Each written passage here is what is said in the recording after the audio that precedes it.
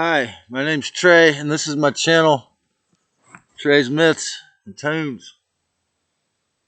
Today I got a challenging topic. Coming from the fertile mind of Lisa Rene, who says she's a walk-in, and this channeled information, I give thanks and praises to her for the concept. It's called sexual misery programming, and how most of us were all programmed to a whole heaping amount of negativity around sex.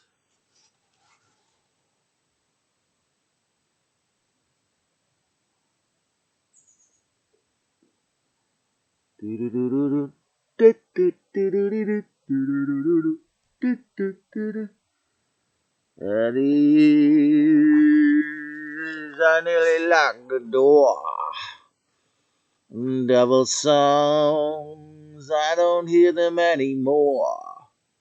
Wow, wow.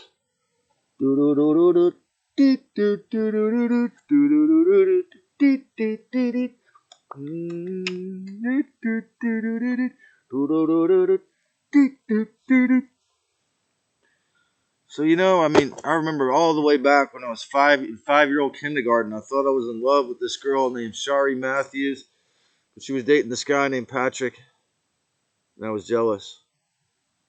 Then when I was in 3rd grade, I thought I was in love with this girl I knew was super genius, high IQ.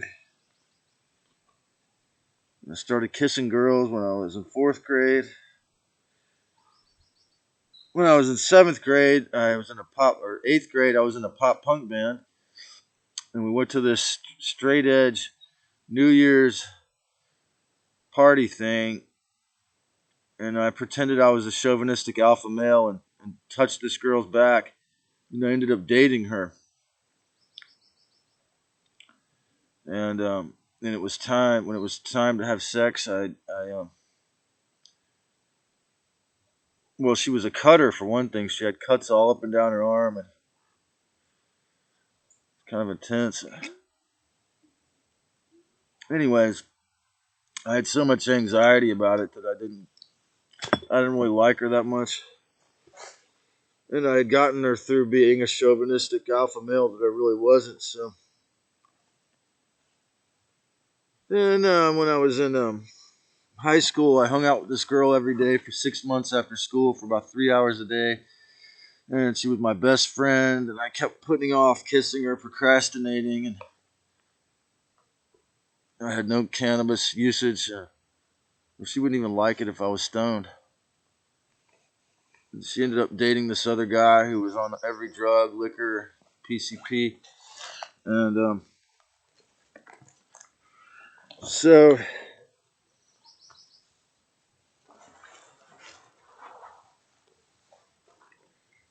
gotta put it back together now. I just wanted to.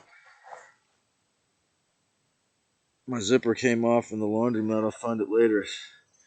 I just wanted to wear the shirt, but so she was a born again Christian, and I was gonna be a rock and roll demon, or devil worshiper when I was a teenager.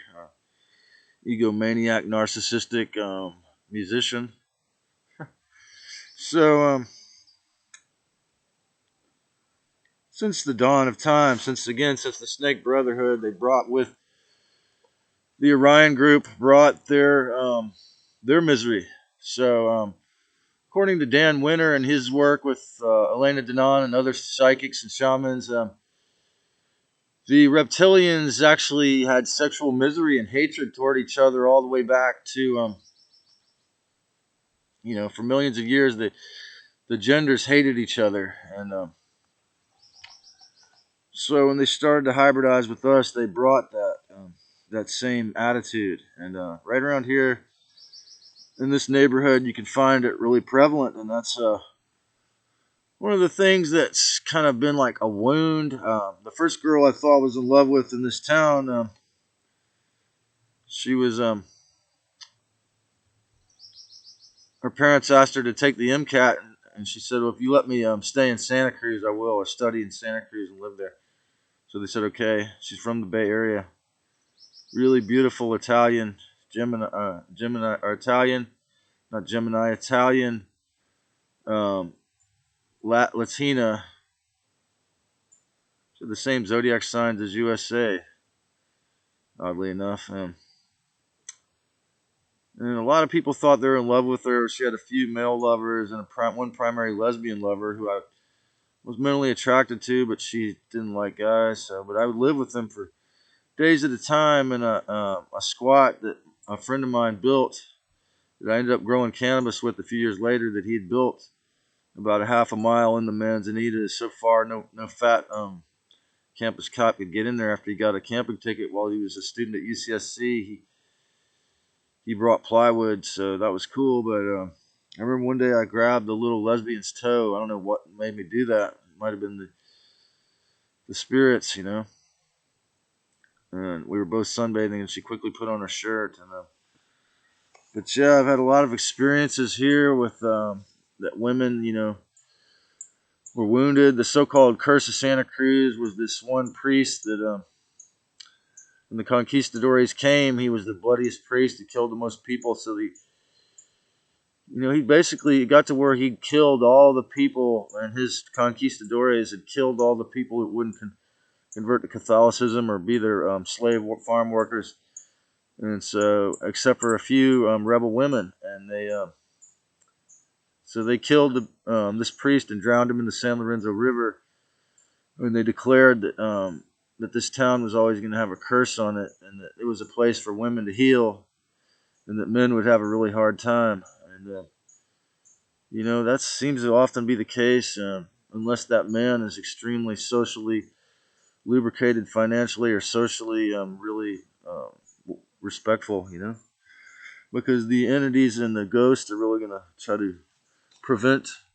Really, what happens to people in Santa Cruz is a very exact, almost replica of microcosm of the sexual misery program that you see all over the world. In fact, the exact same ones from the abusive men that hide their women in the house, child prostitutes, all the way clear to the abusive homosexual, relationships where they use each other as toys or whatever. All the range of abusive types of relationships.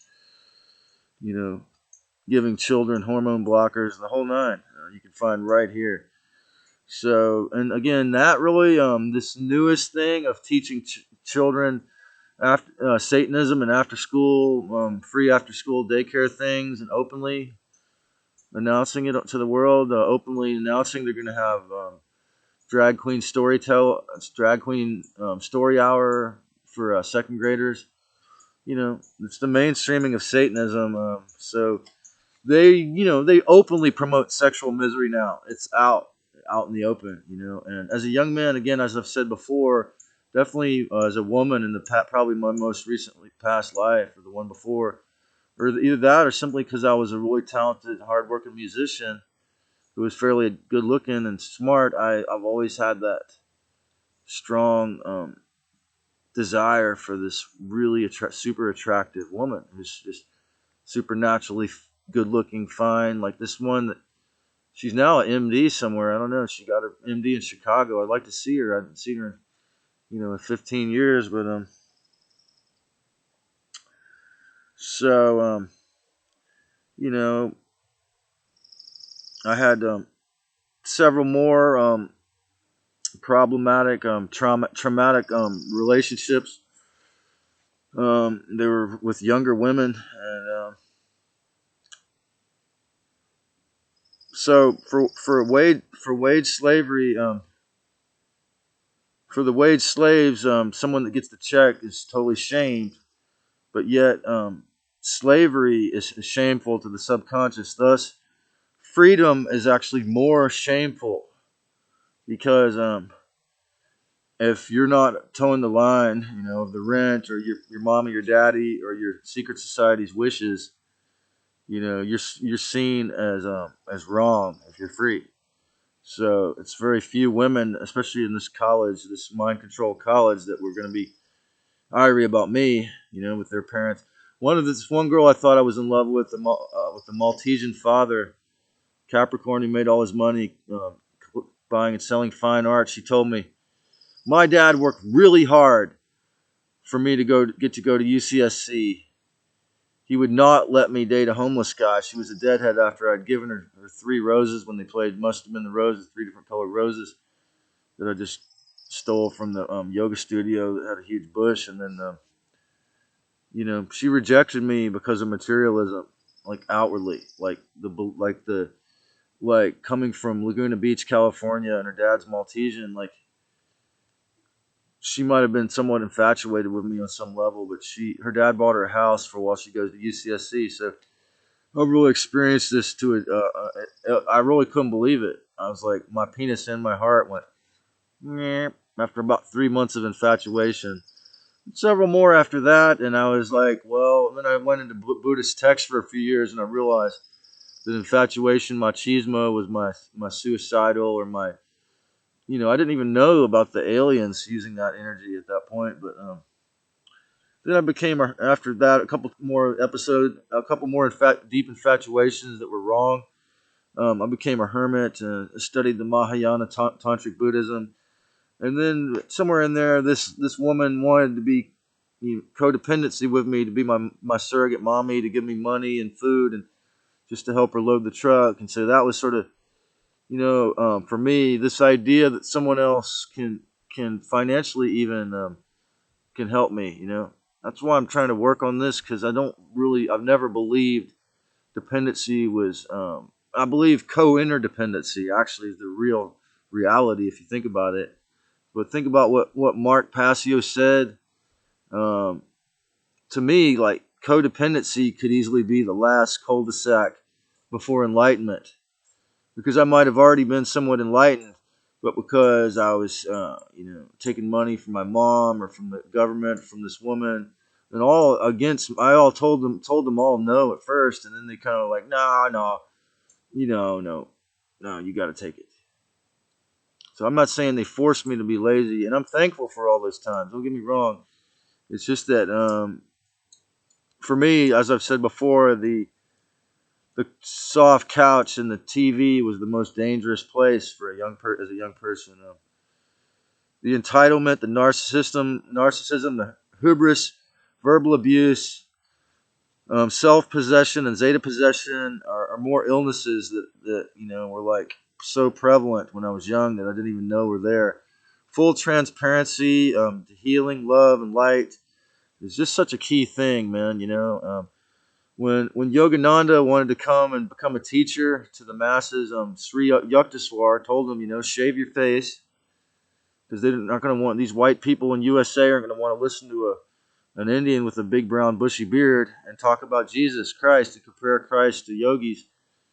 And he did in Los Angeles, and he was very successful. So now I'm at that point where it's like acceptance of the need for a sexual mate. I see how I could die of illness, or I could exasperate illnesses that I've almost really pretty much already healed, because I'm clinging to this, egotistical hubris of like, oh, I gotta be an island when I'm financially dependent, and no man is an island. So the reality is we can have no projection or dishonesty in order to have healthy relationships. So yes, I must get my energy from within. And Don Miguel Ruiz, in his book, The Mastery of Love, he said, to be happy, happiness has to be pouring out of you, and that's accurate. But there has to be a woman or a girl, an 18-year-old girl, who is ready to receive that. If they're not there, then yeah, I mean, I'll be able to teach some wounded people out there. And I thank you, people, for listening. And I hope you can learn to address some of these issues, or if not all of them, eventually, and heal your own sexual misery programs, and realize how fake they are, and how fake our hatred of and fear of the opposite gender and sex is, and how we all need and want, or at least 96% of us need and want it, love and sex, or a relationship, nurturing relationships with the other gender. If you like this, subscribe and have a wonderful day, or create a great one if you can.